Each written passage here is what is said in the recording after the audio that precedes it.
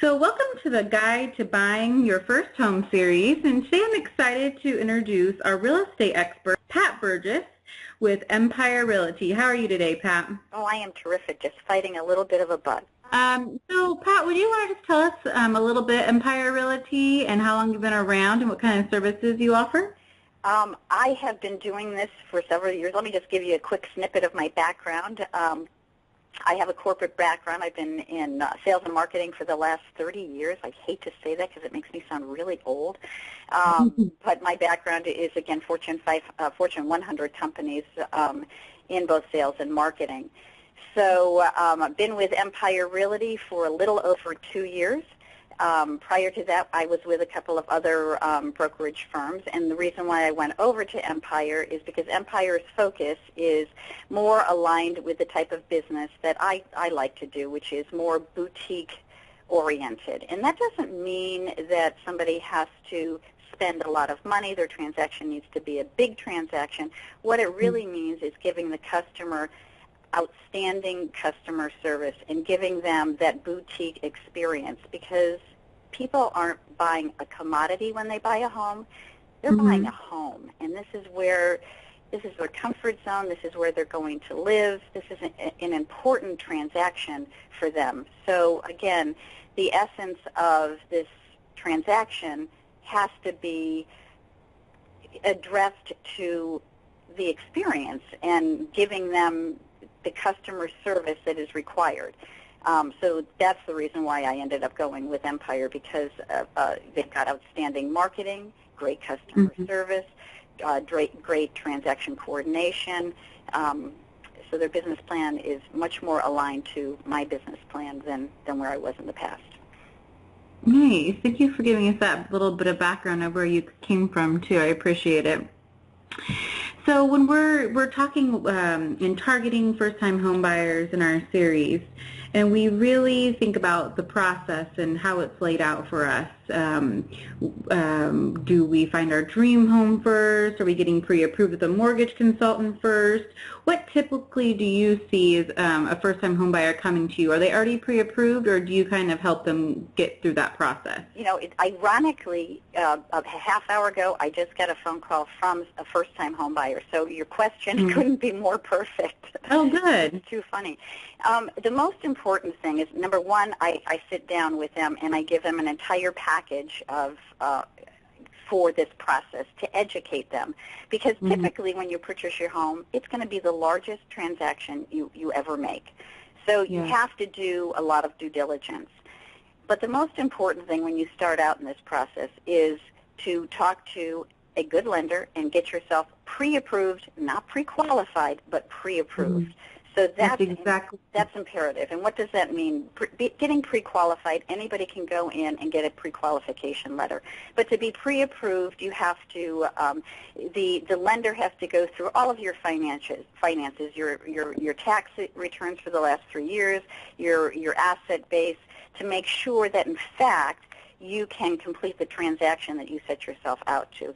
So that's really the most important first step, is to go through the pre-approval process. And out of there, then what we do is we understand what you can qualify for, and then we sit down and we put a list of priorities together to make sure that we understand what your goals are. Where do you want to live? Do you have a family? Is it important to have a big backyard? It's way more than how many bedrooms and how many bathrooms. It's really what kind of lifestyle are you looking for? And the ironic thing is, I cannot tell you how many times I've taken buyers out and they fall in love with a home that is absolutely not what their priorities were. So I always play devil's advocate, and I make sure that we go back, we review what the priorities were. Did that house meet what your goals were?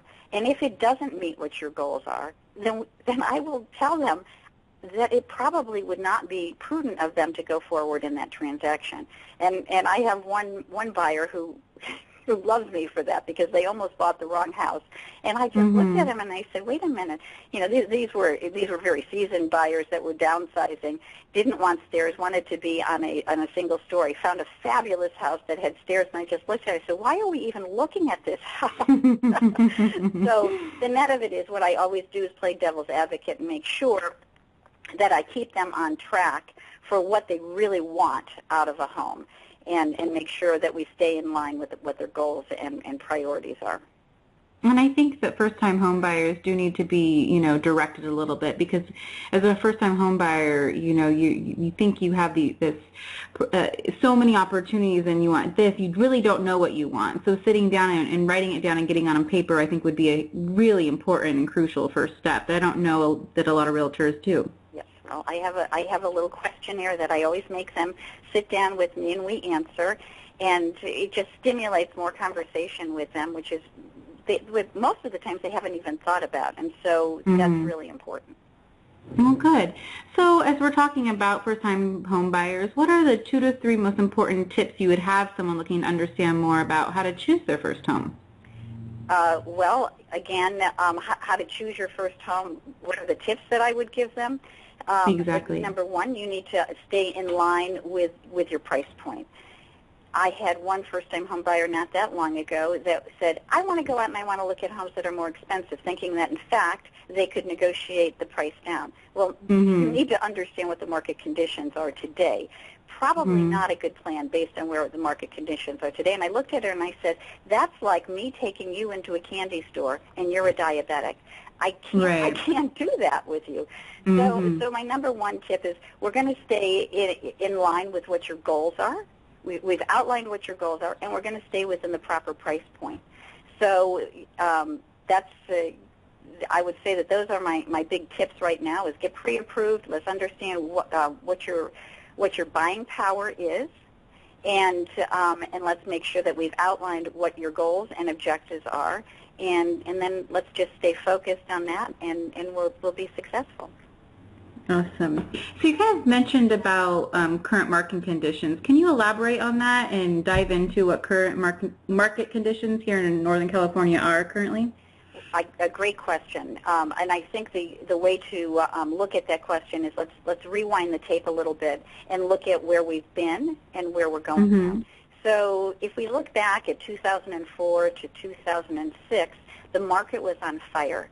People couldn't buy houses fast enough. Everybody thought that there was no bottom in the real estate market. It was the best investment you possibly could make. Anybody could get a loan, by the way. If you could fog a mirror, you could get a loan. It was crazy. We had people lined up in the new construction developments. They would line up for lotteries. They would line up overnight. They would camp out. It was wow. It was just crazy. And then by the mid-2007, then the lights started to dim. By February of 2009, our market had crashed. We were at the lowest we could be. All of a sudden, we were dealing with distressed properties. The term short sales and the term REOs, bank-owned properties, foreclosure, these were terms that California hadn't dealt with in, 40 years? All of a sudden, we were dealing with short sales and foreclosures. Almost every transaction was either a short sale or a foreclosure. Sellers couldn't sell their homes. It was a typical days on market was about 130 days. It was horrible. Wow. And sellers had sticker shock. Wait, how could you tell me that my home has dropped in value 30%? It was a really, really tough time. Now all of a sudden, as though somebody has flicked a switch, here we are in 2013, started in 2012, that we have a buyer frenzy again. And we do have a buyer frenzy. There's very, very low inventory right now. The construction, because of where the economy has been since 2009, we have very little new construction going on. Now, with the developers, they're back to doing lotteries again. It's wild. And now when somebody brings their house on the market and the house is at a good price, and so it's priced right and it's got good, it's in good condition, we're seeing multiple offers again. So we're having bidding wars again. Typically right now, if you look at the list price versus the sale price will be considerably higher than what the list price was. I just did I did a couple of transactions over the last few weeks. One beautiful house went on the market. I thought we were priced very, very realistically. I got 3 offers within the first 48 hours, $100,000 Wow. over asking, all cash. Oh, wow. Another little itty-bitty house I put on the market not just a couple of weeks ago. The same thing happened. I got 20 offers and $65,000 over asking, all cash. So it's for a first-time home buyer, it makes it a really, really difficult marketplace for them because all cash, typically a first-time home buyer isn't going to be all cash. We're seeing a lot of FHA loans coming in, and FHA is typically 3.5%. So their buying power is significantly reduced. So, so what they need is they need an agent who can get out there for them and find a property before it goes on the market, hopefully, so that a transaction can be completed for them. Right. So I think, what you're saying, too, is it's really important for her first-time home buyers to find an agent who's willing to work for them and to, keep their ear to the ground, to go the extra step, because they are at a disadvantage somewhat in this seller's market. Yes, very much so. Nice. I just did a transaction last week that I was so tickled that I could complete because, again, it was an FHA couple, 3.5% down, and there was no way they were going to buy anything. So I did have to go find a house that the seller was in agreement to do the transaction without putting it on MLS. And, oh, wow. And so I was just so happy to get this couple into this house. Wow, and that's what first-time home buyers need, and maybe that might not be the case in all markets across the country, but currently in California, that's what we're seeing right now. And just going a little bit further, do you know how California's market does compare to the rest of the country, just in a general term? I think California typically is ahead of the curve on the economy, and so what that means is when the economy started to become distressed, we took a big hit. And our market declined about 30%, depending on where you were, 30 to 50%. Now on the rise, we're leading the pack again with the multiple offers and the bidding wars. I've talked to agents in other areas of the country, and they're not exactly experiencing the same thing that we're experiencing. But I think it's a ripple effect that is happening. That is waving across the country. So I think that we will see it across the country. I can't necessarily speak to all the other markets out there. I really can only speak to California's market, though. Right. So it's important when you are searching for a home and looking for the appropriate realtor to work with that they are current with their market and they understand what's going on in their market trends in their region. Yes, very, very important.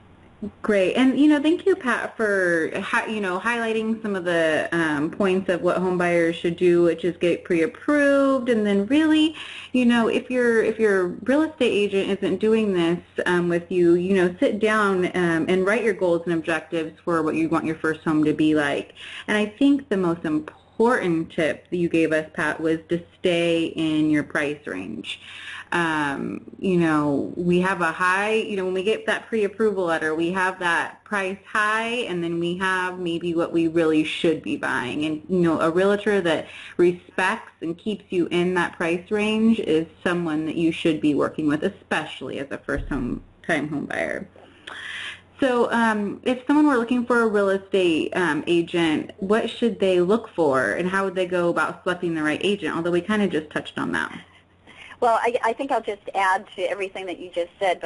As I said, ironically, I just had a phone call before we started this conversation, and the most interesting thing that I gleaned out of that last conversation was the fellow said, I think my agent only does this part-time, and I think it's time for me to fire that agent, and would I take care of them? And I was like, well, of course I'll help you. So I think one of the really important issues that we need to understand, again, this purchase is not a casual commodity that you're purchasing. This is probably going to be the largest investment of your life. So you need to make sure that you're working with a professional, somebody who does this on a full-time basis. They're not part-time. They're not, selling cars as well as selling houses. You need somebody who understands market conditions. You need an effective negotiator. You need somebody who understands construction, by the way, because a lot of these homes have some hidden problems with them. So you need to understand, so your agent needs to be able to highlight, this is an area of concern, and we might need to walk away from this house. Or, you know what, not to worry, because I have lots of resources, and I can make sure that we can overcome that, a couple of those issues. So somebody who really does understand construction and condition of homes. And ironically, way important that we often overlook when we're looking for somebody is, what is their follow-through? Do they have good follow-through skills? Are they diligent? Are they going to be in there really sniffing out the deals? Or are they going to be casual and waiting for the client to pick up the phone to call the agent? So you need to make sure that you have an advocate in your court that's aggressive about championing this project for you. And that's true, in any market, but especially in this market that we're seeing right now in California. Yes, yes. Right. So thank you so much for being on the show, Pat. And if our listeners want to learn more about you or get in contact with you or even learn more about Empire Realty, how can they go about doing that? Well, first of all, thank you for having me. I appreciate it. My phone number is 925-683-3509. You can look me up on the Internet. My website is www.thepatburgessteam.com, and my email is pburgess@empirera.com. Great. And I'll put that right underneath our show here today, Pat. Thank you so much, and you have a great day. Thank you. I appreciate it. Thank you.